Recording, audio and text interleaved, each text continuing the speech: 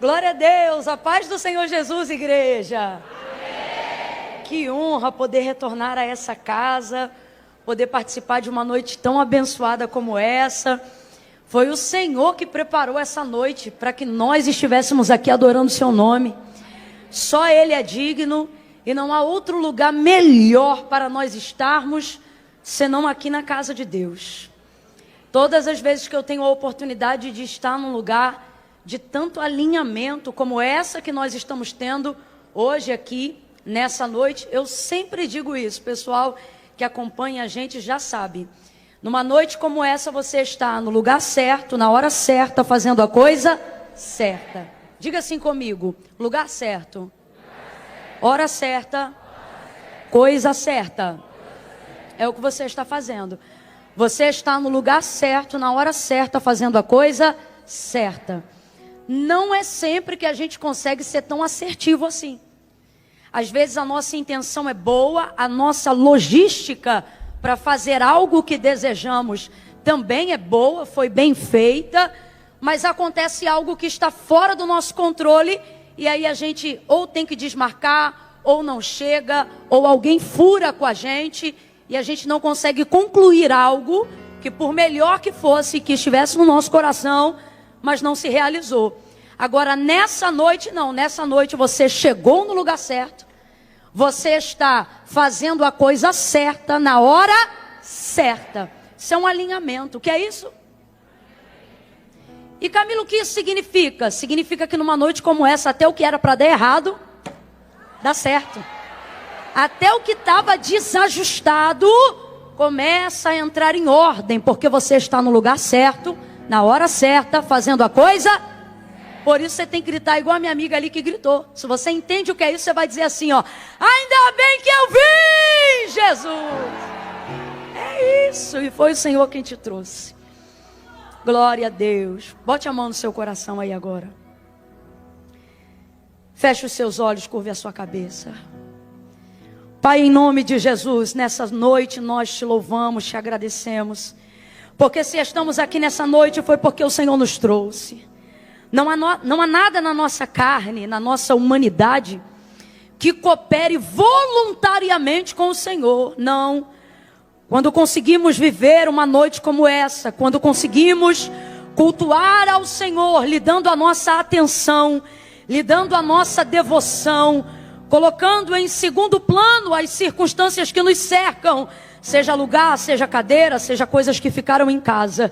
Quando conseguimos fazer isso, Senhor, reconhecemos que esta obra não é nossa, mas esta obra é do Teu Espírito Santo. Ele nos trouxe nessa noite, a Ele seja a glória, a Ele seja a honra. Obrigada pela oportunidade de juntos podermos adorar o Teu nome nessa noite. Muito obrigada, fica conosco, continua conosco, tomando a nossa mente em Tuas mãos, tomando o nosso coração em Tuas mãos. Não deixa a nossa mente se desviar para nenhum outro pensamento que nos roube do conhecimento da Tua palavra, do crescimento que o Teu Espírito Santo promove através da Tua palavra. Por isso, nessa hora, em nome de Jesus, nós oramos.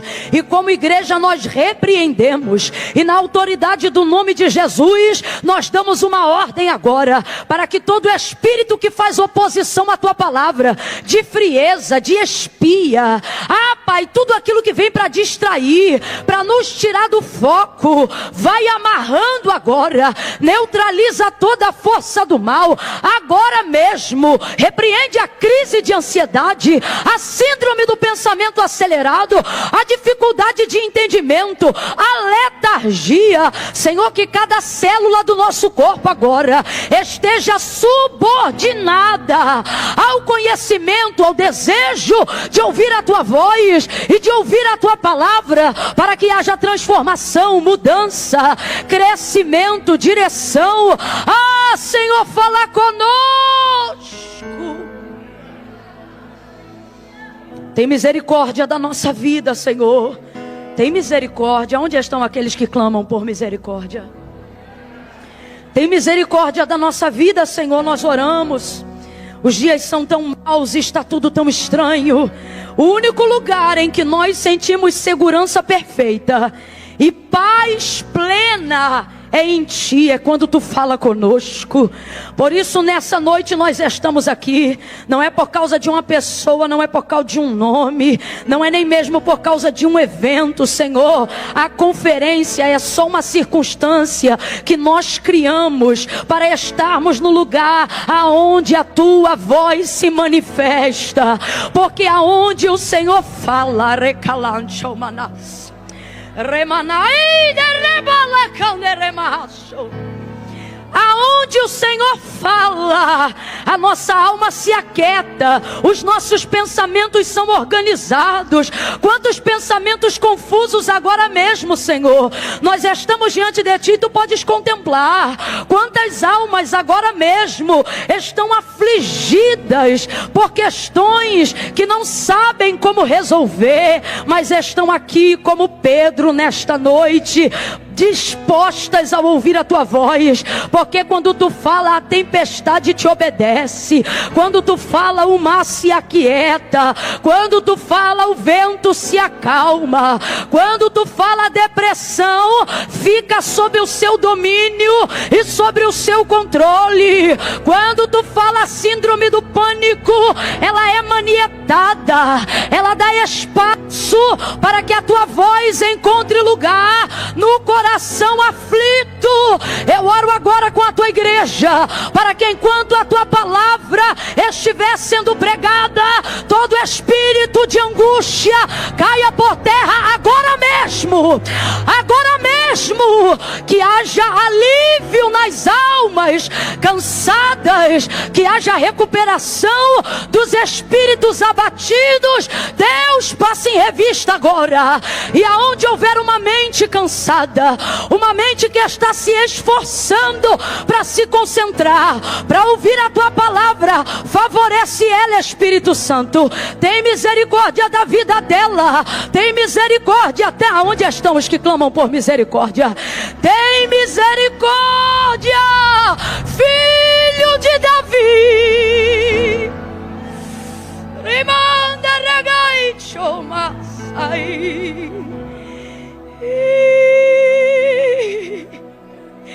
Tem misericórdia, Senhor. Não é que não queiramos mais de Ti, mas é que a carne tem sido afligida pela ansiedade, pela sobrecarga do trabalho.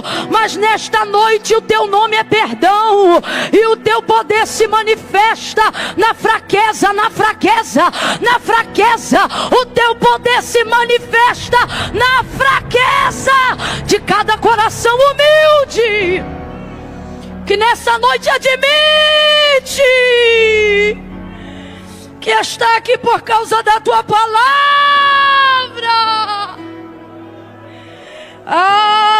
Se não for a Tua palavra, nós erramos. Sem a Tua palavra ficamos desorientados, sem resposta. Por isso nessa noite recebe o nosso clamor. Por isso nessa noite tem misericórdia de nós. Por isso nessa noite traga alívio para as almas e resposta.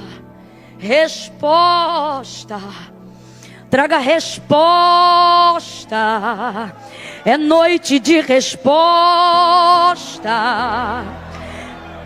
Traga resposta. Resposta.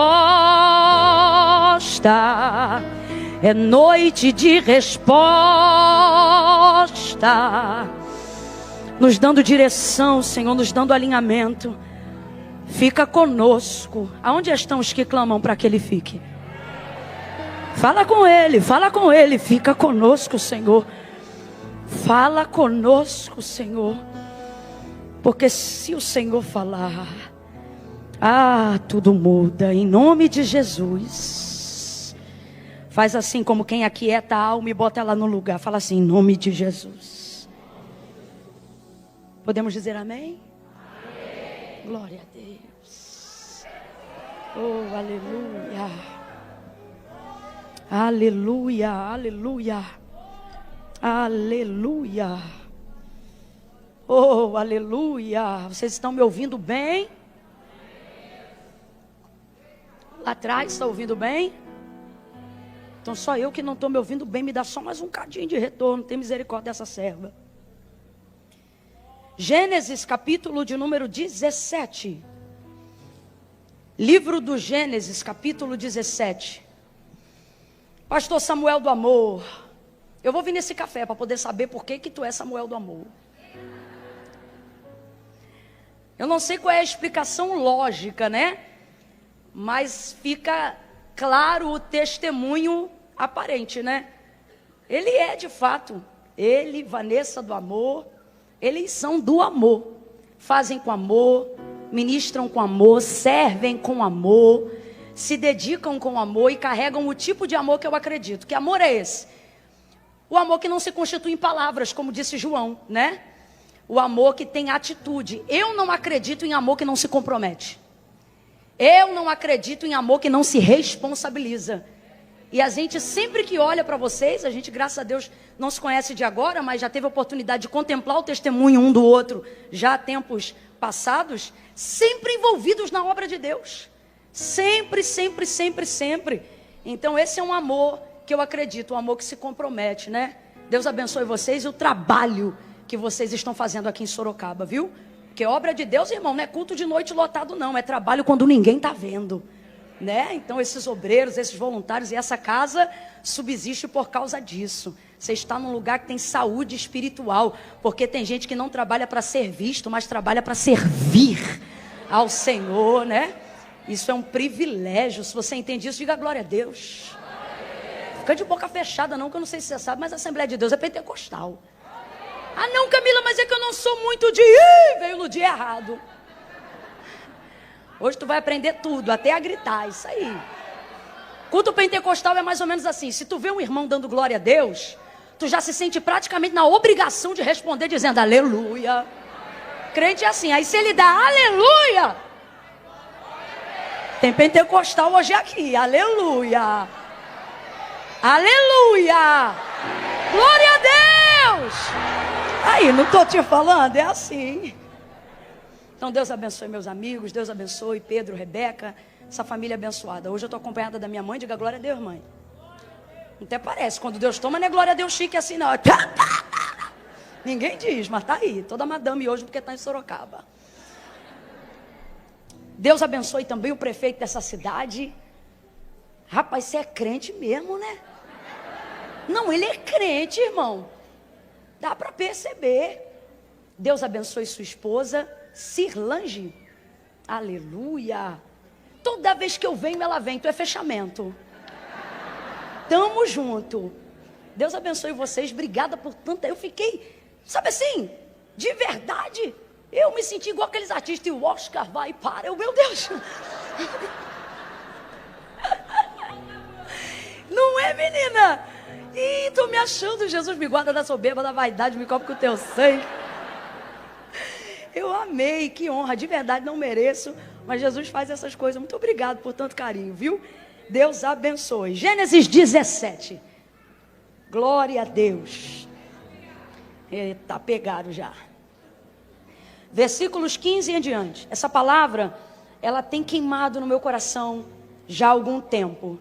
E quando Deus ministra algo em meu coração para aquele tempo, é a palavra que eu ministro naquele tempo.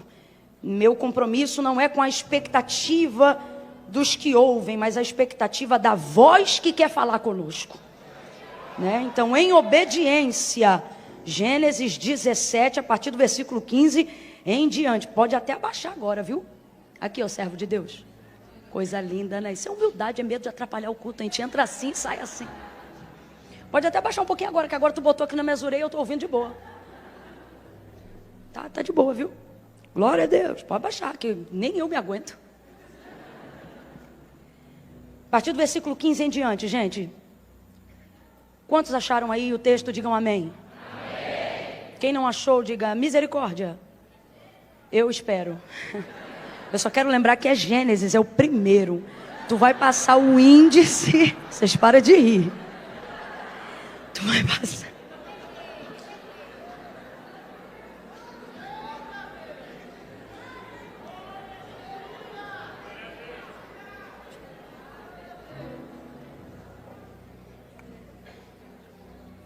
Aí passou o índice e chegou Gênesis.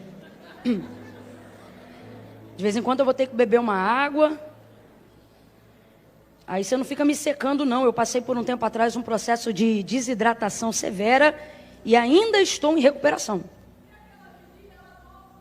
Olha lá, a terra. A outra. Do nada, cara. Deixa para depois. Trouxe pandeiro? Não trouxe, né? Vamos ao texto, irmãos. Versículo 15 em diante. Diz assim. Disse também Deus a Abraão: quanto a Sarai, tua mulher, não mais a chamarás de Sarai, mas Sara será o seu nome. Verso 16. E eu a abençoarei, e dela te darei um filho. Eu a abençoarei, e ela será mãe de nações. Reis de povos sairão dela. Sairão de quem, gente? De quem, gente? Que é a esposa de quem, gente? De Abraão. Versículo 17. Então caiu Abraão sobre o seu rosto. Ou seja, ele se prostrou ao ouvir a voz do Senhor. E o que ele falava, ele se curvou, foi ao chão, botou o rosto ali em terra. E riu-se. Abraão fez o que, gente? E riu-se. E disse no seu coração. Disse no seu coração. Ele falou com a boca, gente? Ele verbalizou o que ele pensou? Não, ele pensou apenas no seu. E ele também riu no seu. Mas do lado de fora, sonso que só. Do lado de fora, perdão, Senhor. Do lado de fora o que ele disse foi isso aqui, Perdão, ainda do lado de dentro. O que ele está pensando do lado de dentro? A um homem de 100 anos há de nascer um filho? Então, quantos anos ele tinha? Isso. Então, ele está aqui do lado de dentro rindo, Ele está assim, A um homem de 100 anos há de nascer um filho? Aí ele continua, pensando aqui dentro, Conceberá Sara na idade de 90 anos? E disse Abraão a Deus. Agora ele não está pensando, agora ele está como, gente? Falando, dizendo, verbalizando. E disse Abraão a Deus: Oxalá viva Ismael diante de ti. Isso é o que ele está falando, mas você sabe o que ele está pensando. Isso é o que ele está, mas a gente sabe o que ele está. Se a gente sabe, mas alguém sabe. Davi disse assim, se eu colocar minha cama no mais profundo abismo, ali tu me vês, porque para ti a luz e as trevas são a mesma coisa. O que ele está dizendo? Não há nada que fuja do teu olhar.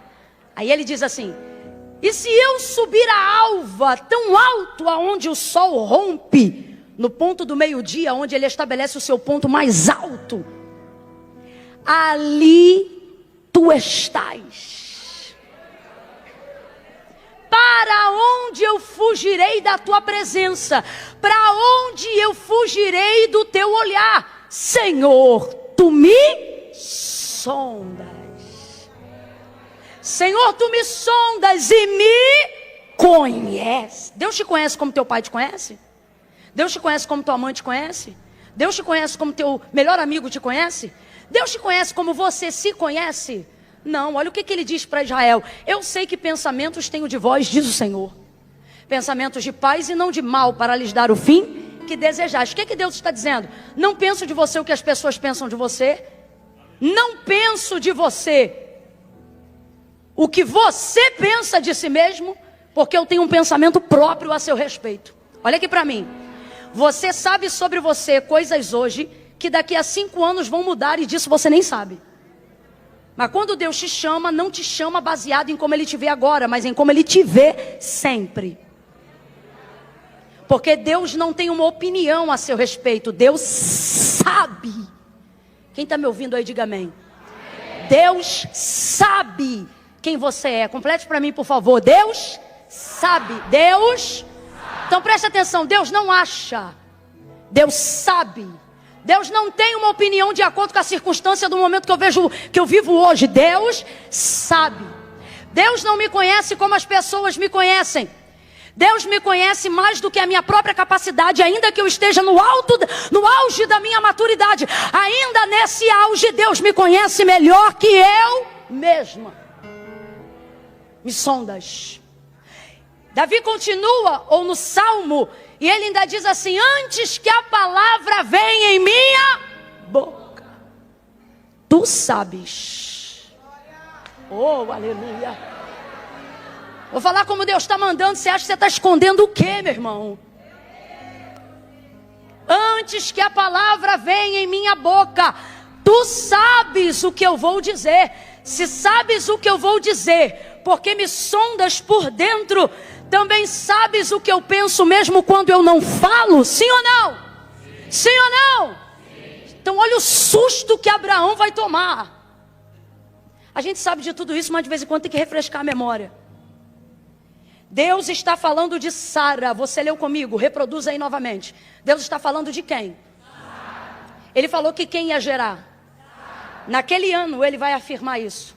Que naquele ano Sara vai dar à luz a Isaac. Essa promessa é nova ou é antiga, gente? Quem conhece um pouquinho do texto ou da vida de Abraão, responda aí com inteligência. Essa promessa é nova ou é antiga? Muito antiga. A primeira vez que Deus falou isso com Abraão foram há 25 anos atrás desse dia que a gente está lendo aqui agora. Então diga para mim, quantos anos tem essa promessa? Quantos anos tem essa promessa? 25 anos. Esta não é a primeira vez que Deus está falando com Abraão sobre ele ter um filho, sobre o nome desse filho ser Isaac, sobre este filho nascer do ventre de Sara, sua esposa. Nenhuma das circunstâncias anteriores foram mudadas, preste atenção, nem da promessa que Deus fez, nem da esterilidade de Sara. Durante 25 anos, tudo permaneceu exatamente da mesma maneira. A esterilidade dela se manteve. A impossibilidade dela para gerar se manteve. O passar do tempo agravou a impossibilidade pela velhice de Abraão. Então, se antes Sara, e só Sara, era estéril, agora Abraão também define que ele acredita ser estéril pela passagem do tempo. Haja vista que ele já vai fazer naquele ano 100 anos de idade. Então, a circunstância não só é semelhante a como ela era no dia em que ele recebeu a promessa a primeira vez, como ela piorou em razão do tempo que passou. Quem entendeu, diga amém.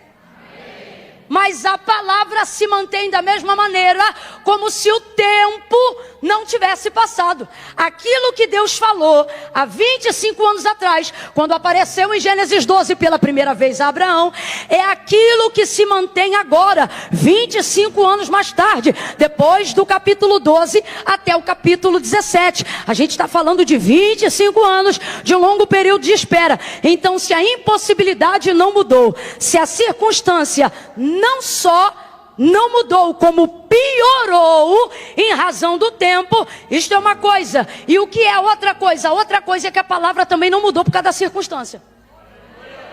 A circunstância piorou e a palavra continua. O tempo passou e a palavra continua. Antes só Sara era estéril. Agora na concepção de Abraão, Sara é estéril e ele também é estéril, porque o tempo agravou o problema. O tempo aumentou a impossibilidade. O tempo estreitou o circuito da circunstância. O tempo abateu a alma. O tempo deu uma amargurada no espírito. O tempo tirou o vigor dos primeiros dias de quando você ouve a promessa. Agora veja, eu não estou falando de alguém que a gente conhece dentro do nosso tempo. Eu não estou falando de um vizinho, rapaz. Eu estou falando daquele a quem o autor da carta aos Hebreus chama de pai da fé. Tem alguém comigo aqui? Então responda, quem é tido como pai da fé? Porque ninguém teve uma régua mais alta de expectativa do que Abraão. Quando o Senhor chegou a Abraão em Gênesis 12 e disse para ele: sai da tua terra, da casa de teu pai, da tua parentela, vai para uma terra. Não falou qual era a terra. Vai para uma terra que eu vou te mostrar. Farei de ti uma grande nação. Eu vou tornar você fecundo. Eu vou multiplicar a tua descendência. Assim como alguém não pode contar as estrelas do céu, nem os grãos de areia da terra, assim não poderão contar a tua descendência. Eu vou fazer uma aliança contigo, e vou fazer uma aliança com os teus filhos em ti, com os filhos dos teus filhos, com os filhos dos filhos deles nos teus filhos. Aí ele vai resumir, e ele diz: e em ti serão benditos não só os hebreus, mas os egípcios, os paulistas, os cariocas. Em ti serão benditas todas as famílias da terra, porque aquilo que eu estou te entregando, Abraão, é tão grande, tão grande, tão grande. Tu tá alinhadinho comigo, é desse jeito mesmo, vamos embora, eu tô amando. Tu tá tão grande, o que eu te entreguei é tão grande, é tão grande, que vai se cumprir em você, vai começar em você, vai passar por você. Só tem uma coisa que não vai acontecer com você. O que? Não vai terminar em você, porque o que eu faço em você hoje não acaba nunca mais. O que eu faço em você hoje vai alcançar gerações futuras, gerações que você não vai ter acesso, mas por causa do acesso que você deixou eu ter em você hoje, e por causa do acesso que eu deixei você ter em mim hoje, eu vou continuar acessando teus filhos, teu sangue, teu DNA, tua geração, mesmo depois que nem o pó dos teus ossos estiverem mais aqui. Esta é a minha aliança para contigo, diz o Senhor. Agora eu te pergunto: falaria Deus e não cumpriria? Ele é homem para que minta? Ou é filho do homem para que se arrependa de algo que ele tenha dito? Eu quero que você abra a tua boca agora e diga assim comigo: Deus não é homem. Não, eu falei para você falar com força. Diga: Deus não é homem. Deus não é menino. Deus não sou eu. Diga: Deus é Deus. Ele não remove palavra por causa de circunstâncias. Ele não retira promessa por causa de circunstâncias. Deus me trouxe hoje aqui para dizer para você apenas uma coisa: cuida do teu coração, porque dele procedem as saídas que dão vida. Então o que Deus está dizendo para mim, para você hoje aqui? Não te chamei para cuidar do que eu prometi. Não te chamei para ficar preocupado com o que eu falei. A cada dia que passa de uma promessa que Deus te fez e que ela ainda não se cumpriu, você não pode contar o tempo como presidiário. Como é que presidiário conta tempo? Ele marca um X na quantidade de tempo que ele está lá dentro. Passou um dia para não perder a noção do tempo. Às vezes a gente pega o que Deus falou com a gente e conta o tempo do não cumprimento, ou seja, o tempo da espera, o tempo que ainda não aconteceu aquilo que Deus falou. A gente conta da seguinte maneira: mais um dia que não se cumpriu. Mais um dia que não se cumpriu. Mentira ou verdade, gente? Vamos falar a verdade, porque Deus sonda a gente. Vamos jogar limpo nessa noite. Quando na verdade não deveríamos contar assim. Ao invés de dizermos mais um dia que não cumpriu, deveríamos dizer menos um dia para acontecer. Ah, não. Será que você entendeu?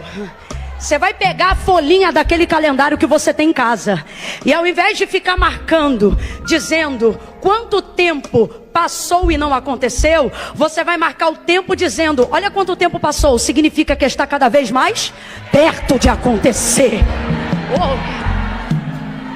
Por que devemos cuidar do nosso coração? Porque devemos cuidar nessa noite, não de fazer cumprir aquilo que Deus falou, mas de cuidarmos de nós, em como nós vamos estar quando Deus decidir cumprir. Por que eu estou dizendo isso? Vou falar rasgado que é para todo mundo entender.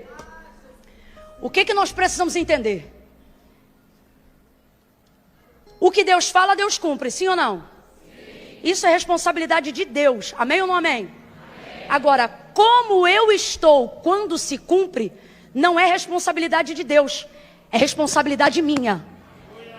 Não é sobre o que Deus vai fazer, é sobre como eu decidi esperar enquanto Ele não fazia. Deus está dizendo, sobre isso eu não interfiro. Sobre isso é você que tem que desenvolver habilidade e capacidade para guardar e para acreditar naquilo que eu falei. Ninguém me contou, eu já vivi dias onde frequentei cultos de ações de graça. De gente que não tinha força para celebrar o próprio milagre. Por quê? Porque o que Deus tinha para fazer, Deus fez. A palavra que Deus prometeu se cumpriu. Mas quando chegou na hora de se cumprir, encontrou alguém que usou o tempo de espera para murmurar tanto, reclamar tanto, que tal pessoa adoeceu na alma. Tal enfermidade passou para o corpo. Irmãos, isso é bíblico. Tem enfermidade que é na área da saúde. Jesus cura a saúde. Agora, outras enfermidades, como por exemplo a mulher encurvada no templo, aonde Jesus não deu saúde, ele repreendeu o espírito de enfermidade, mostrando que o que ela sentia não era uma questão genética ou humana, mas era algo espiritual, que começou no espiritual e passou para o físico. E existem pessoas que no momento do cumprimento daquilo que Deus falou, Deus faz a parte dele, mas elas não têm celebração, elas não têm saúde, elas não têm capacidade para desenvolver aquilo que Deus falou, para desfrutar daquilo que Deus deu. Aí você diz assim, mas também deixou passar mó tempão. Antes eu era novo, agora eu já sou velho. Engraçado, porque todos aqueles que tiveram espírito pronto e coração guardado para receber o cumprimento de uma promessa, a nenhum deles na Bíblia o Senhor os encontrou caídos, enfermos e mal acabados. O próprio Davi dizia, fui moço, sou velho, nunca vi um justo desamparado, nem a sua descendência mendigar o pão. Eu estou falando de um ancião que tem disposição para dizer como nós temos que estar e como nós devemos aguardar a promessa de Deus, haja vista que ele produziu e deu frutos até na sua velhice, cumprindo assim o salmo que diz que assim são os que esperam no Senhor. Meu Deus, o que o profeta Isaías vai deixar para a gente na primeira pessoa? Os jovens, que aqui não fala de idade, está falando sobre o comportamento, está falando sobre os apressados, aqueles que querem para ontem, aqueles onde tudo que tem que acontecer tem que ser rápido. Aí o que o profeta vai dizer? Que na verdade não é o profeta, é Deus na boca do profeta. Ele diz, os jovens se cansarão, os mancebos certamente cairão, mas os que esperam no Senhor. Então ele determina, me escute, ele determina a capacidade que você tem de receber algo, não pela força do seu braço, não pela juntura dos seus músculos, não pela sua idade. O que ele está determinando é o seguinte, que quem dá força para receber o que ele promete, não é cabelo, não é músculo, não é perna, ele está dizendo é espírito, é espírito. Aí olha o que o texto vai dizer, estes, os cansados, ou melhor, os apressados, vão se cansar e não vão aguentar. Os mancebos, ou seja, os imaturos, vão cair no meio do caminho.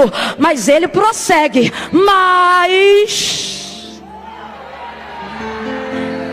só quem tem mais de 30 e se sente com 18, diga assim, mas, diga assim, mas, se tiver um de 15 preguiçoso do teu lado, olha para ele com carinho e diz, mas os que esperam no Senhor renovarão as suas forças, subirão com asas como de águia, correrão e não se cansarão, correrão e não se cansarão.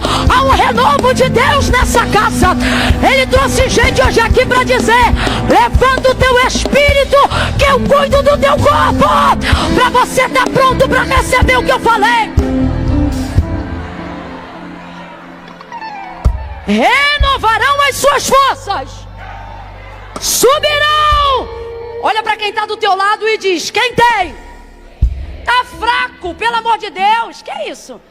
É por isso que nós estamos mandando eu pregar essa palavra. Teu espírito está abatido.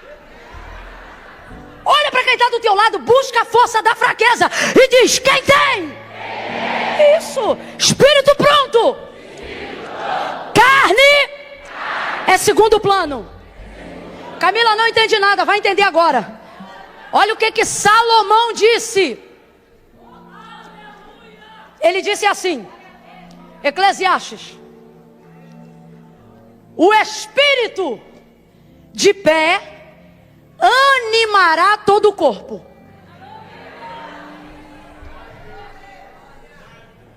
Ele diz assim: mas se o espírito estiver abatido, quem pois o animará?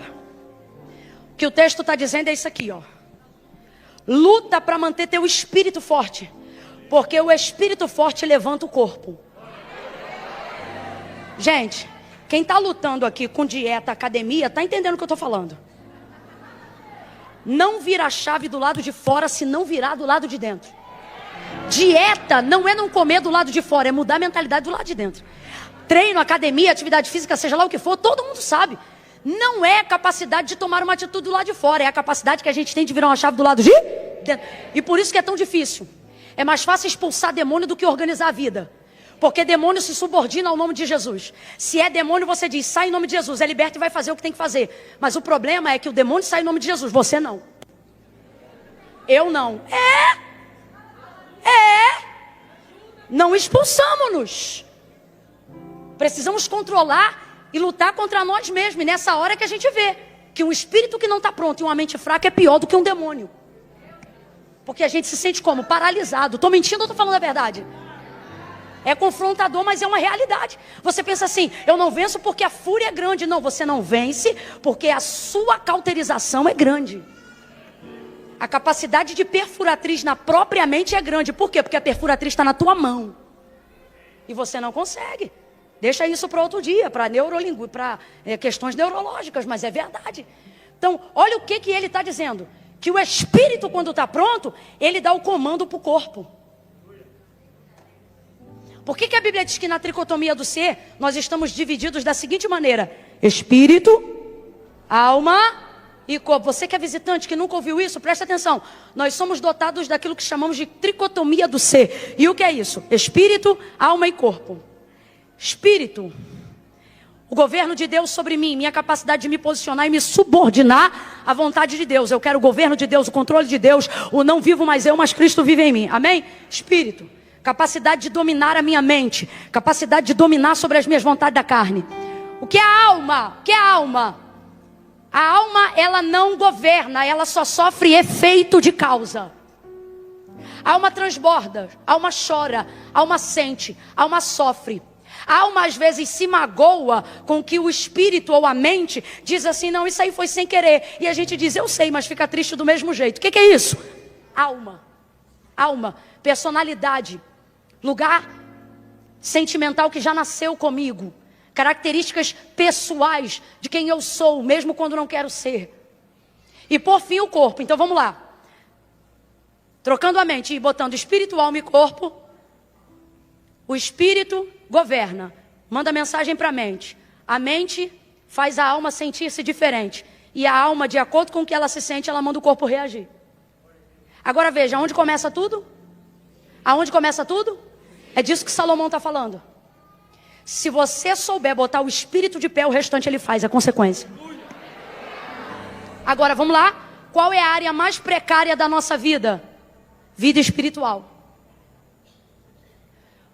Qual é o artigo de leitura mais vendido nos últimos 12 anos no meio cristão no Brasil? Produtos devocionais.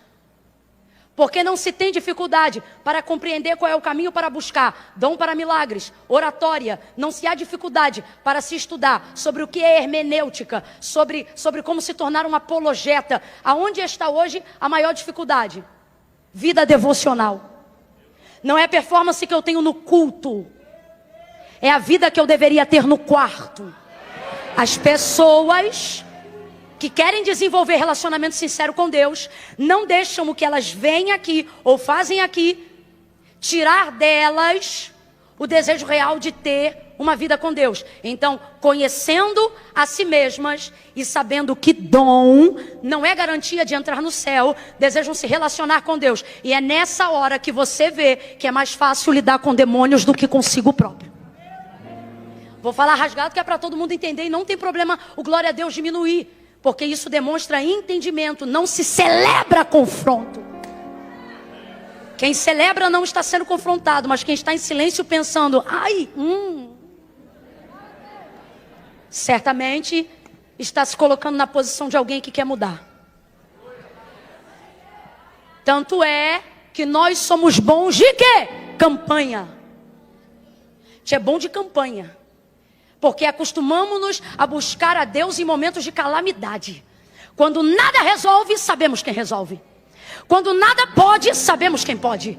Então nessa hora, somos mais crentes do que nunca. Somos ótimos de fazermos jejum avulso. Mas quem aqui consegue colocar o jejum como uma disciplina espiritual semanal? Não bota. Não bota. E por que não bota? Porque disciplinas espirituais não trazem recompensa rápida. É uma questão de relacionamento a longo prazo. E a vida está tão corrida. Eu tenho tanta coisa para fazer. E é por isso que você está cansado. Mas quando tudo desaba e tudo te arrebenta, aí tu volta e recicla o espiritual. Só que Deus está dizendo, esse é o problema e é por isso que você não rompe. Porque você só quer me buscar na hora do socorro. Então tua vida é igual um eletrocardiograma. A hora você está bem, a hora você está mal. Porque você só busca a Deus como medida de socorro. Agora, o que é uma vida devocional verdadeira? É uma vida de disciplina espiritual. E ela vai requerer, para que ela se torne funcional, tornar-se prioridade na nossa vida. Então vou te fazer uma pergunta, deixa eu ver se você está entendendo. Qual deveria ser a prioridade de todo cristão? Espiritual ou corpo? Espiritual. Então vamos lá. Qual é a prioridade do cristão? Espiritual. Qual é a prioridade do cristão? Espiritual. Qual é a área da vida do cristão que deve ser mais importante? Vida financeira ou vida emocional? Qual é a área mais importante da vida de uma pessoa que crê que Jesus Cristo é o único mediador entre Deus e os homens? Ou seja, que tudo foi feito por Ele e sem Ele nada do que foi feito poderia ser criado. Qual é a área que depende de ser prioridade? Vida emocional ou vida espiritual? Se isso é uma verdade pensada, por que vivemos de maneira que não corrobora com essa verdade que admitimos que é a verdade e esperamos resultados diferentes do que temos?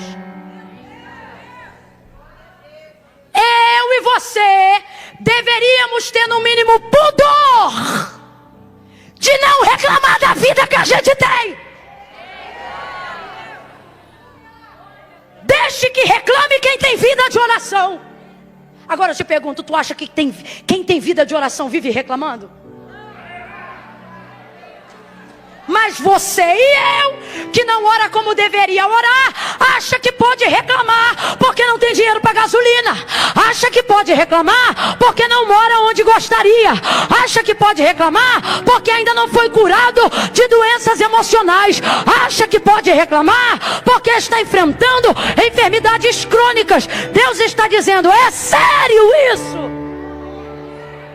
Então quer dizer que você admite que não tem vida devocional, que não se relaciona como deveria se relacionar, mas reclama da vida que tem. Só que sendo que você admite que sua vida espiritual deveria ter prioridade. Agora eu te pergunto, você passa dias sem comer? Fica com vergonha não, vamos jogar limpo. Você passa dias sem comer?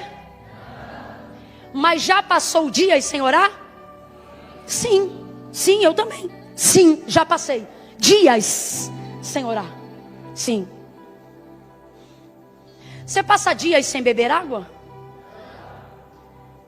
Mas já passou... Eu vou mais fundo agora, hein? Já passou semanas sem ler a Bíblia?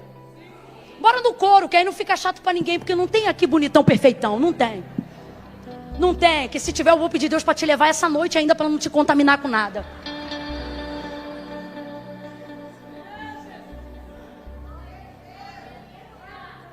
Já ficou meses sem ler a Bíblia? Sim. Já leu a Bíblia só quando abria ela na igreja? Vou falar a verdade. Então por que você está reclamando? Está reclamando de quê? Você tem que ser coerente. Ou vida espiritual é prioridade, você não pode reclamar da sua vida. Ou para começar a mudar a sua vida, você tem que voltar a colocar a sua vida espiritual em primeiro.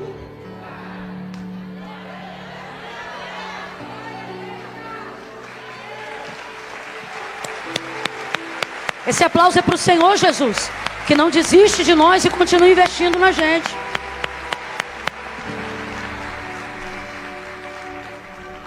Então veja, porque promessas já não têm sobre nós o mesmo peso de glória que tiveram quando ouvimos de Deus.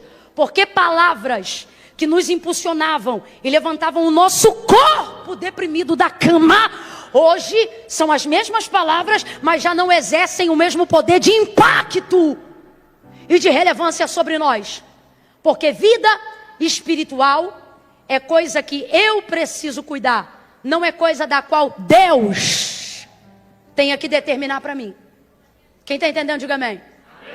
Então vamos lá. Deus aparece para Abraão, faz para ele essa promessa, que eu já falei para você. Ele recebe com vigor, recebe com vitalidade, ele recebe com alegria. E o que acontece depois que você recebe de Deus uma promessa?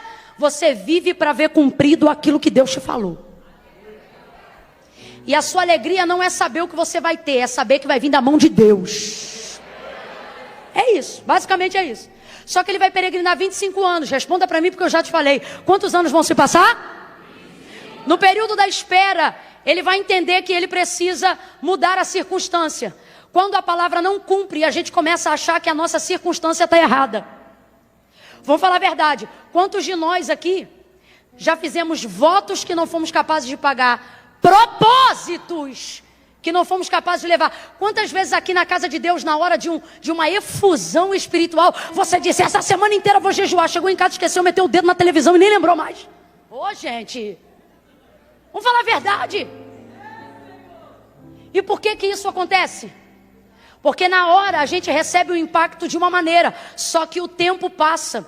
E o tempo subordina a todos. E só aqueles que conseguem proteger o coração serão capazes de ter vigor para ter celebração quando receber. Escute isso. Abraão tenta mudar as circunstâncias. Se o tempo passou e eu não vivi o que Deus falou, deve ter algo errado em mim. E se nessa noite eu te disser que quando Deus fez aquela promessa, Ele já sabia de toda a nossa incompetência?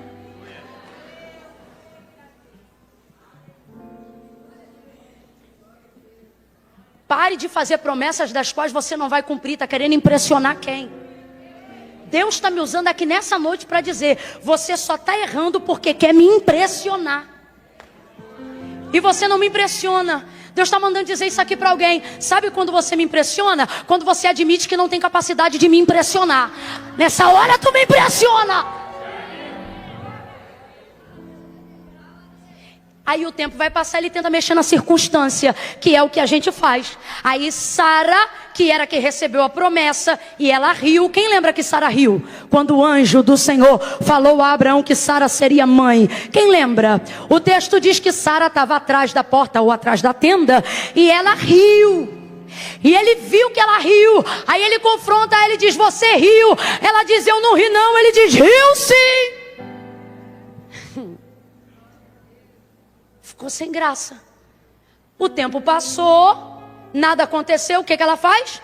Abraão, deita com Agar, a minha serva, e dela vai nascer o filho da promessa. Olha para mim, essa não foi a promessa que Deus fez. Deus não disse que Agar ia ter um filho. Deus disse que quem ia gerar o filho da promessa? Quem, gente? Esposa de quem, gente? Só que ela desdeita com H. E Abraão diz, tá bom, eu faço esse sacrifício. Deitou com H uma única vez. E ela vai gerar. E vai dar à luz a um filho que se chamava Ismael. Qual é o nome do filho de H? Bora, gente, qual é o nome do filho de H? Ismael. Vai dar maior conflito familiar. O pau quebra até hoje. Até hoje. Palestina e Israel. Até isso tudo que você está vendo foi por causa dessa ideia. Ué? Não estou brincando, estou falando sério. O que é você querer mudar a circunstância? Assim como a obediência abençoa gerações, a desobediência desgraça gerações. Botou H na cama de Abraão. H vai dar à luz a um filho. Seu nome será Ismael. Em Ismael, Abraão vai ter afago. Isaque é o filho da promessa. Mas eu quero que você entenda comigo humanamente uma coisa aqui. Da boca de quem Abraão ouviu pela primeira vez? Papai. Hã? Para ajudar quem não sabe. Quem veio primeiro, Ismael ou Isaque? Mas quem era o filho da promessa? Mas quem veio primeiro? Ismael era o filho da promessa? Não, mas ele veio. Ismael é fruto do esforço de quem não aguenta esperar. Ismael é fruto da ansiedade de quem acha que tem que fazer cumprir o que Deus falou. Ismael é quem quer dar resposta para a sociedade. Porque o problema da gente fazer o que Deus não mandou para tentar alcançar o que Deus vai mandar é que a gente não quer que a sociedade pense que a gente é desocupado. Deus diz assim, espera que eu vou cumprir, só caminha comigo. Nós deveríamos só caminhar com Deus e fazer o que Ele quer. E não se preocupar nem ficar perturbado. Mas você entra nisso daqui, ó. E passa o dia inteiro assim, ó. Aí você diz, está todo mundo fazendo alguma coisa, eu tenho que fazer alguma coisa também. Ismael é fruto disso. Ismael é fruto do conjunto de algoritmos. Ismael é fruto dos métodos que dão certo esse ano. Ismael é fruto dos CNPJs que eu abri sem direção de Deus. Ismael é fruto dos empreendimentos que eu não aguentei esperar no que Deus falou. Aí vive em consagração pedindo porta de socorro. E Deus está dizendo, desde quando eu te prometi porta de escape, eu te fiz uma promessa. Mas você não aguenta esperar. Você tem medo da família achar que você é desocupado. Que depois que você virou crente, você virou sem vergonha. Aí você fica naquela, caindo na zombaria de quem diz assim, ué, tá achando que vai vir do céu? Vai vir do céu. Porque o mundo não espera do céu. Mas a igreja sabe, o homem não tem coisa alguma se do céu não lhe for dado. Deus sustentou milhões. Eu disse que Deus sustentou milhões. Completa para mim, por favor. Deus sustentou com o maná que descia do céu. O Deus que faz promessa tem sustentabilidade do céu. Mas a gente quer respaldo na terra. A gente quer dar resposta para a sociedade. A gente quer se meter a ser empresário onde Deus não chamou. Porque a gente não aguenta não sustentar o orgulho de não ter. O orgulho de ter que dizer, estou esperando em Deus. Não aguenta. Não aguenta. Então a gente se mete em sociedade que não tem nada a ver. Depois nasce e é aquilo que nos alimenta. E aí a gente chama aquilo de Ismael.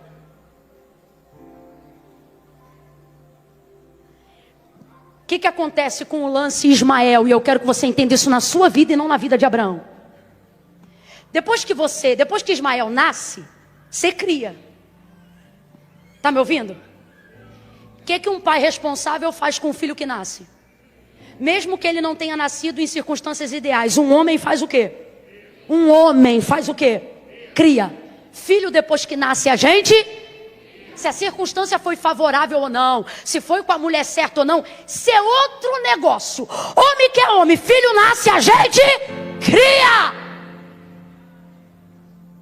Fica a dica. Cria. Você não abandona porque foi fruto da ansiedade. Você não abandona porque foi fruto do desespero. Você não abandona porque foi fruto da ausência de sabedoria momentânea. Não. Nasceu, agora vai criar. E vai dar problema na criação. Porque tudo que nasce na desobediência vai dar. Não adianta. Mas homem que é homem, cria, sustenta, garante. Então preste atenção. Abraão vai criar. Ele cria. Então entenda, para nós hoje aqui, o que é Ismael? Aquilo que não veio de Deus, mas veio do meu braço, do meu esforço, do meu tempo, da minha frustração, de não conseguir esperar o que Deus ia fazer, então tentar dar um jeito para fazer do meu jeito. E agora nasceu e tenho que criar. Só que nessa criação, tem prazeres. Como por exemplo, você ouviu eu dizer aqui. Quem foi o primeiro a chamar Abraão de pai? E você acha que Abraão se sentiu como? Triste ou feliz? Hã? Feliz. Um homem que ainda não tinha filhos, de repente tem um gurizinho andando dentro de casa dizendo, papai. Abraão está feliz ou não está? Ele está afagado ou não está? Consolado, sim ou não? Ele está bem, sim ou não? Só que promessa não foi feita para deixar a gente bem. Foi feito para deixar a gente ótimo e Deus glorificado. Então Abraão está bem. E o tempo vai passar. Ismael agora é um rapazinho quase. O tempo passou. Ismael já é grandinho. E ele está feliz. Quem ele quer que prospere? Ismael. Quem ele quer que cresça? Ismael. Quem ele quer que seja feliz? Ismael. Quem ele quer que tenha descendência? Perceba como Abraão não imagina mais Sara grávida. Perceba como com o tempo Sara também não se imagina mais grávida. Perceba como agora toda a expectativa que um dia foi colocada sobre Isaac agora está sobre a existência de um outro filho que não era plano de Deus. Qual é o nome dele? Isaac está caindo no esquecimento. E se nessa noite eu te disser que na primeira noite do Aviva, aqui na Devex Sorocaba, Deus te trouxe aqui para dizer que neste tempo presente da tua vida, não será como você pensa agora, vai ser como ele disse lá atrás. Camila, não estou entendendo. Vai entender. O que ele está dizendo é o seguinte: te trouxe aqui nestes dias para te dizer que Isaac vem aí. Veja como algumas pessoas não celebram esta palavra e eu vou dizer por quê. Não é porque está cansado, é porque Isaac não te enche mais os olhos. Isaac fazia sentido quando combinava com aquela vida lá atrás, aonde as suas perspectivas eram outras, sua jovialidade era outra. Hoje você já enterrou gente que faz você pensar que se essa pessoa não está mais com você, não precisa nem cumprir Isaac, porque a sua alegria era que aquela pessoa visse Isaac nascer.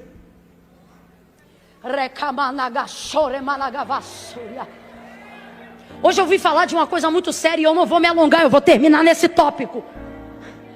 É uma mania que a gente tem de achar que a nossa intimidade com Deus determina o tempo da gente no cumprimento da promessa. É a gente sendo Marta na aldeia de Betânia, depois de Lázaro morto 4 dias. Jesus vai entrar lá e quando ele chega, na verdade antes de chegar, Marta vai dizer o que para ele? Se tu estivesses aqui, meu irmão não teria morrido. O que ela está dizendo o que para Jesus? Eu queria que tu tivesse vindo? O que ela está dizendo agora? Não adianta mais. É isso ou não é? Ela mandou um recadinho quando o irmão ainda estava enfermo. O teu amigo a quem tu amas está enfermo. Sabe o que está escrito nesse recado? Se tu ama, vem aqui. Se é teu amigo mesmo, prova agora. Só que o texto diz que Jesus leu o recado, mas não vai, fica mais um tempo. Depois que morre, passa mais um tempo, 4 dias.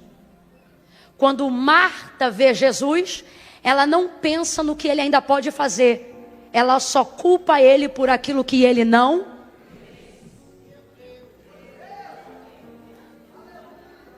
Olha isso. Ele chega, ela diz isso. Aí ele diz assim para ela: Marta, teu irmão vai ressuscitar. Ela não celebra, porque a mente dela não consegue mais ver o que ele vai fazer. Ela quer falar do que ele... Porque o orgulho dela está ferido. Porque a comunidade inteira sabe que eles são amigos. Vamos lá? Eles são... A Bíblia não conta tudo, mas tem coisa que dá para a gente imaginar sem contar. Os 3 textos na Bíblia de João mostram que a casa que Jesus mais visitava, porque amava, era a casa de Marta, Maria e Lázaro. Quando fica doente e manda o recado, eu vejo os amigos de Marta, de Maria e Lázaro entrando dentro da casa e perguntando: ele veio hoje? Ele já veio? Ele vai vir amanhã? Afinal, você é amiga do dono do milagre. Passa um dia, 2, ele não vem. Qual é a expectativa dele? Que ele venha logo, que ele venha já, que ele venha breve. Mas ele morre e Jesus não vem. Quando ele chega, ela não consegue ter alcance do que ele ainda vai fazer, porque ela ficou parada no trauma daquilo que ele não, no tempo que ela esperava. É nessa hora que a gente vê que os milagres não são para a glória dele, são para a nossa vanglória. Nosso relacionamento muda com ele na hora que ele decide ser soberano. Todo mundo aqui ama Deus até que ele decide ser soberano e não explicar porque não salvou o teu filho daquela enfermidade que o matou. Todo mundo aqui ama a Deus até que ele decide não ter vindo no dia que você não queria ter assinado o divórcio. Todo mundo aqui ama a Deus até que você não enterre sua mãe tão jovem.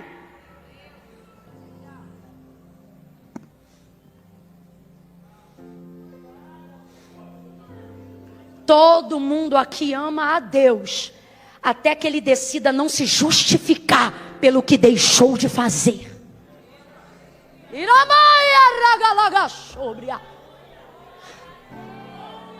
Agora, por que ele fez isso com a casa de Marta, Maria e Lázaro? Porque ele os amava e eles também amavam ele.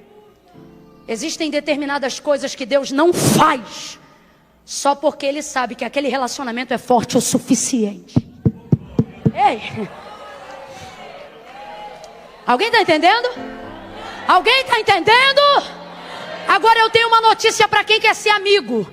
Porque se há algo em comum entre Lázaro e Jesus, era algo que havia em comum entre Deus e Abraão. O quê? Eles não eram mais servo e senhor. Eles eram amigos. Porque todo o tempo do não cumprimento não era Deus te humilhando, era Deus te dizendo: eu não quero ser o teu Senhor que te dá, eu quero ser amigo. Vamos usar o tempo da espera para nos relacionarmos. Ele diz: Marta, teu irmão vai ressuscitar. Aí ela diz: eu sei, naquele grande dia.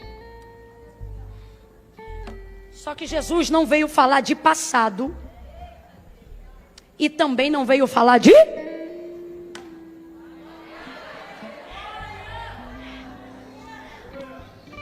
Ô, gente, olha isso. Se tu estivesse aqui, ou seja, eu queria que o Senhor tivesse vindo. Aí ele diz, teu irmão vai ressuscitar. Ela diz: eu sei, naquele grande dia. Marta só está conseguindo andar em 2 frequências. Ou passado ou... Não é bom só transitar nessas 2 áreas.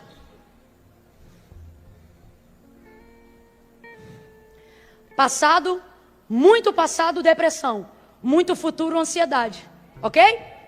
Qual é o melhor momento para se viver? Equilíbrio perfeito entre os 2 tempos. Nem muito passado, nem muito futuro. O ideal é ficar no... Jesus vai olhar para ela e vai dizer: Marta, eu sou a ressurreição e a vida. Aquele que creu em mim, não. Aquele que for crer em mim, também não. Olha o texto.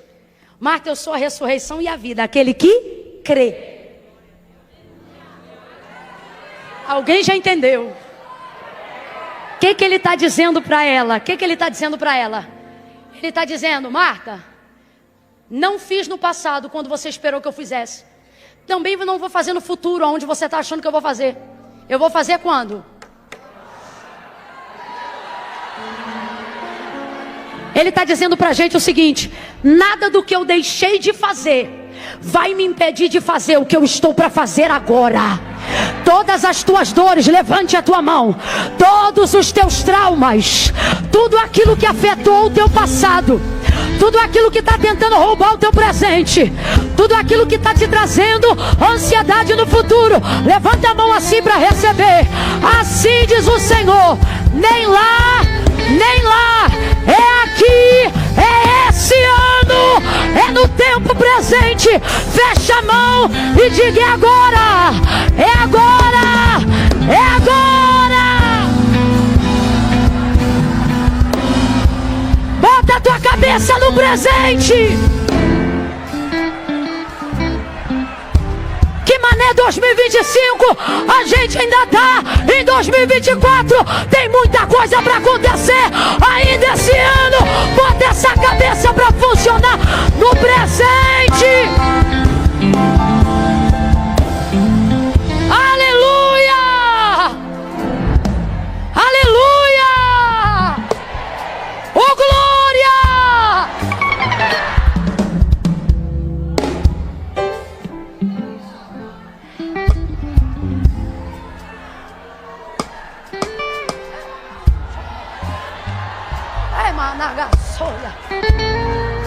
Só para quem é profeta e sabe que não está numa noite de entretenimento gospel. Bota a mão no ombro desse vizinho e deixa ele perceber que ele sentou do lado de um profeta do Deus Altíssimo. Sacode ela, sacode ele, vai, só sacode. E diga assim para ele: Deus não veio falar de Ismael, ele veio te dizer que Isaac, vem aí. É presente agora, é para esse ano, é para esse tempo. Aleluia! Acende a chama em nós, Senhor. Deus não veio falar do que aconteceu.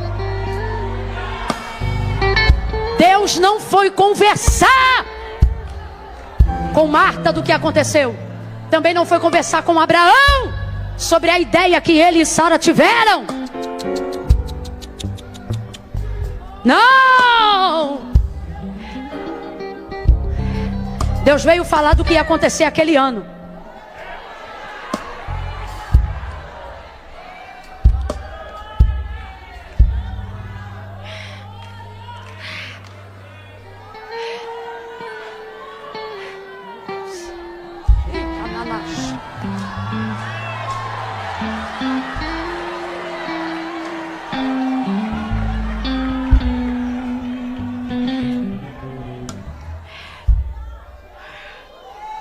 Deus fala da promessa e Abraão diz o quê?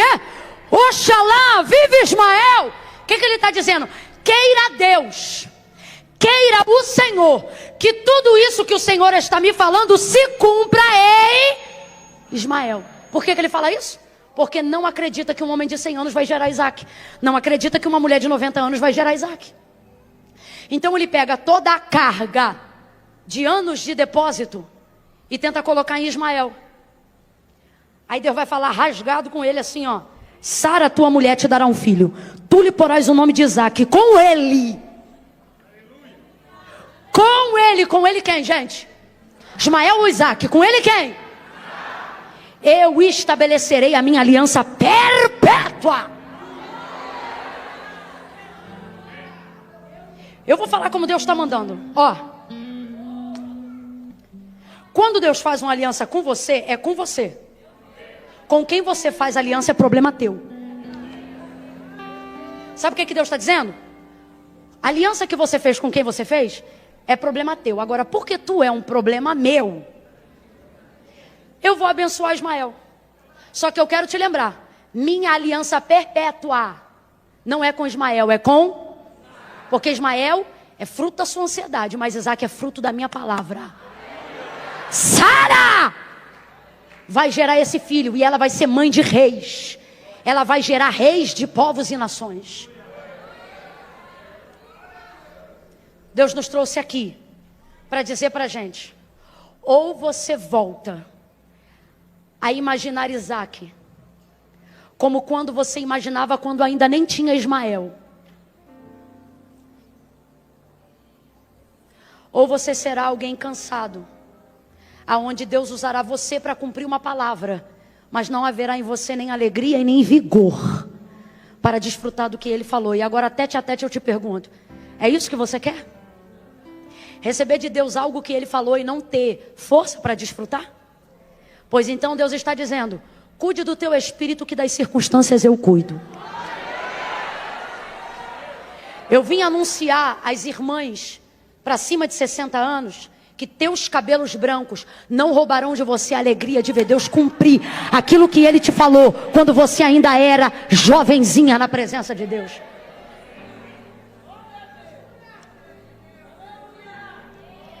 Se Sara já era estéril antes, agora ela é mais estéril do que nunca, porque ela é estéril junto com Abraão. Mas deixa eu te falar, Isaac não respeita útero, Isaac não respeita esterilidade, Isaac não respeita idade, Isaac não respeita circunstância desfavorável. E por que não, Camila? Porque Isaac não é fruto do tempo de espera, é fruto do cumprimento de uma palavra. E quando chega o tempo dela se cumprir, ela se cumpre. Isaac, vem aí. Deus está mandando eu dizer isso aqui. Isaac, vem aí. Deus não vai acabar com o patrimônio emocional e espiritual que você construiu no tempo da espera. Mas isso é Ismael. Ele está dizendo: eu até vou abençoar o teu esforço, mas a tua realização, ela virá no cumprimento da minha palavra.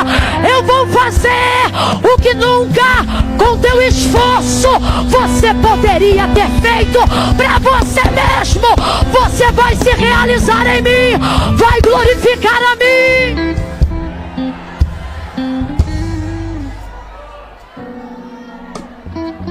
Sara gera Isaac.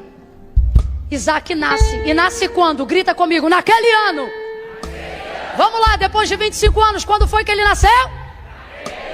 Quando foi que ele nasceu? Quando foi que ele nasceu? Só quem tem fé vai gritar 2024. Quando foi que ele nasceu? Quando é que teu Isaac vai nascer? Deus está dizendo: o ano ainda não acabou. Eu vim falar de presente com você. Dá um salto dessa cadeira, quem ainda tem espírito para receber Isaac.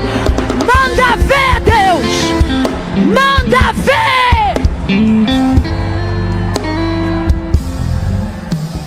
Manda vir. Deixa aceso, só mais um instantinho. Só mais um instantinho. Se ajeita, se estica, vai. Bora. Vai. Se ajeita, espírito pronto, ó. Espírito pronto, levanta o corpo, bora. Eita, Jesus.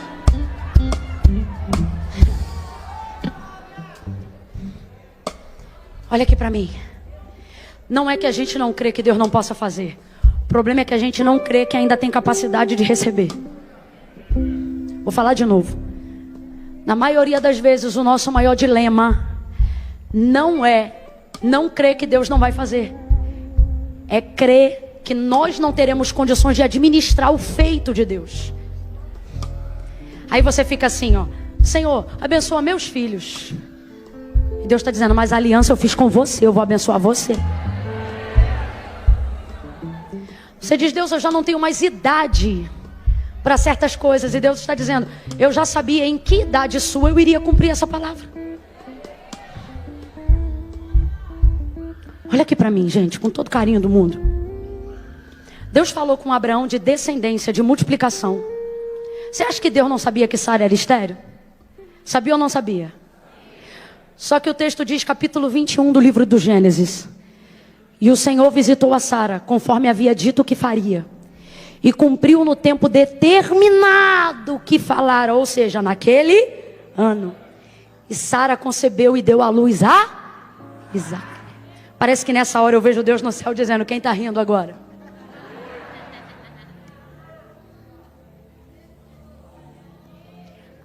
O cumprimento de tudo que Deus falou para Abraão iria se cumprir em Isaque, porque a multiplicação da descendência viria nele. Quem está me ouvindo, diga amém. Isaque poderia ter casado com qualquer mulher, mas debaixo de oração Deus vai determinar uma esposa para ele, através de Eliezer, lá na parentela de Abraão. Ele vai chegar num poço, vai orar, e de repente vai chegar uma moça que se chamava Rebeca. Essa é a escolhida para casar com o filho da promessa. Qual é o nome dela? Ele se casa com ela e imediatamente o texto diz assim: e Rebeca era... Aí eu te pergunto, será que Deus não sabia que está escolhendo uma casa de mulheres estéreis para falar de multiplicação e descendência? Aí, pasme, o texto diz assim: e Isaque orou, e o Senhor visitou Rebeca. E Rebeca gerou Jacó e Esaú. Vai ouvindo aí que não acabou não. Duas nações no ventre. Nasce Jacó e Esaú. Esaú nasce primeiro, Jacó nasce depois. Jacó recebe a eleição para ser o escolhido. Nosso Deus tem um testemunho patenteado nessa família. Todo Israel sabe que Deus é Deus de Abraão, Isaque e Jacó. Deus de Abraão, Deus que faz promessa. Deus de Isaque, Deus que cumpre tudo o que promete. Deus de Jacó, Deus que dá manutenção àquilo que já realizou. Deus de Abraão, Deus de Isaque, Deus de Jacó foi o escolhido.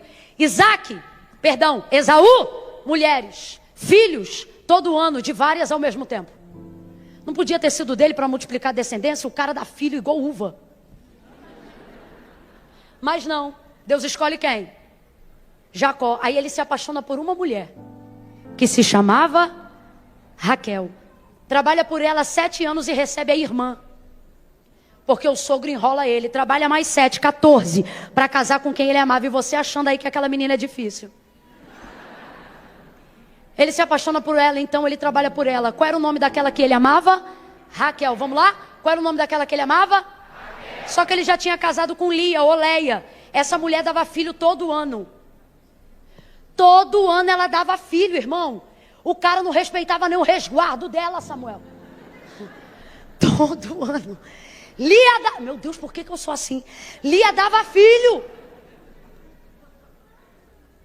Só que a maior promessa para guardar o povo de Deus ia vir daquela que ele amava. E qual era aquele amava? Mas Raquel era o quê?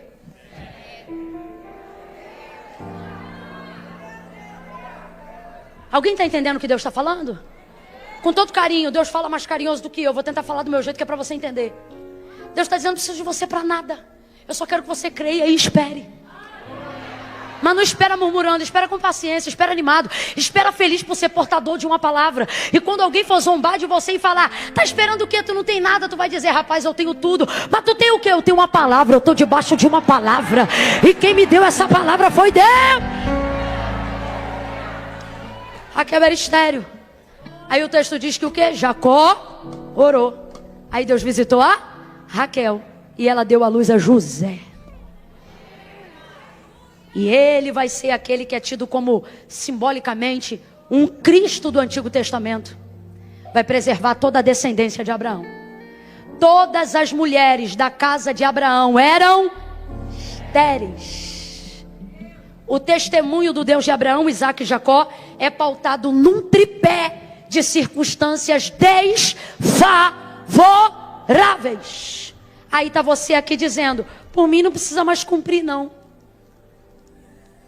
E Deus está dizendo: será que eu, o Senhor, que fiz o que fiz nessa casa, não posso fazer na tua vida este ano ainda? Deus está dizendo aqui pra gente: eu quero a tua cabeça no presente.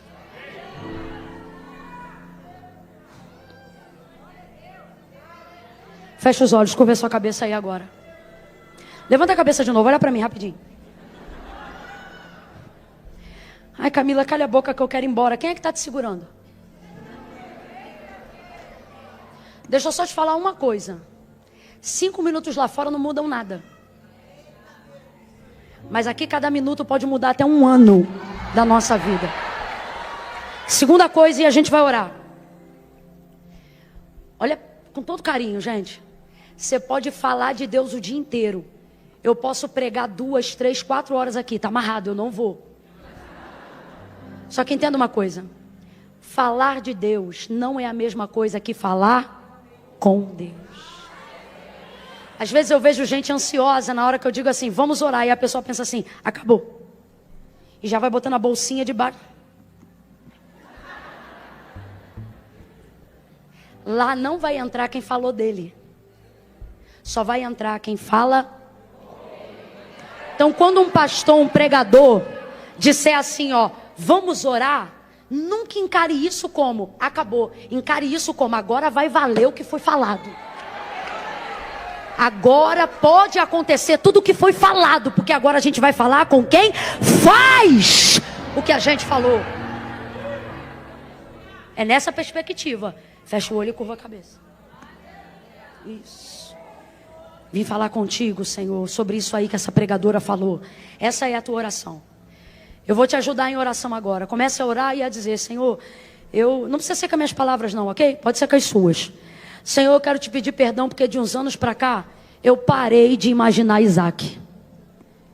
Eu parei de imaginar aquelas coisas que antigamente o Senhor falava comigo no círculo de oração. Parei de imaginar que iriam se realizar aqueles sonhos que o Senhor me dava de revelação. Parei de acreditar naquelas palavras proféticas que um dia eu selei até ofertas no teu altar, falando que eu cria nelas. Eu quero te confessar que a verdade é que nos últimos dias eu me ocupei de Ismael e me esqueci de Isaac. Eu já não imagino mais ser aquele pastor que o Senhor falava. Eu já não me imagino mais nessa idade pregando. Eu já não me imagino mais nessa idade casando. Eu já não... Fala para Deus aí qual é a área. Fala para Ele. É verdade, tu sabes. Senhor, quantas vezes eu quis ser profeta, mas eu negligenciei uma vida de oração. E hoje eu te confesso, eu já não me vejo mais curando pessoas. Mas nesta noite eu quero me lembrar das promessas e da unção que tu liberaste há anos atrás para mim, dizendo que eu iria curar, dizendo que eu iria pregar, dizendo que eu iria fazer aquilo que tu me deu autoridade para fazer. Mas eu dependi de circunstâncias. O tempo mexeu com as minhas emoções. Pessoas que eu enterrei, pessoas que eu me separei, alianças que foram quebradas, mexeram nas minhas expectativas. E hoje eu lhe confesso, há mais desejo de estabilidade do que desejo de viver milagre. Por isso nessa noite eu quero te pedir perdão.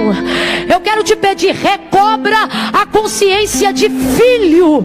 De filho. Me tira desse lugar de servo e me ajuda a voltar para aquele lugar de amigo, aquele lugar de quem conversava contigo na beira da pia, dentro do carro, no banheiro da empresa, de joelhos no quarto, aquele lugar onde eu ria das possibilidades que tu me oferecia, não porque eu duvidava, mas porque eu ficava imaginando, quando acontecer vai ter gente que vai ficar assustado, quando acontecer até eu vou ficar impressionado. Senhor, eu quero restaurar essa aliança, eu quero renovar meu relacionamento, eu quero renovar a minha fé contigo hoje.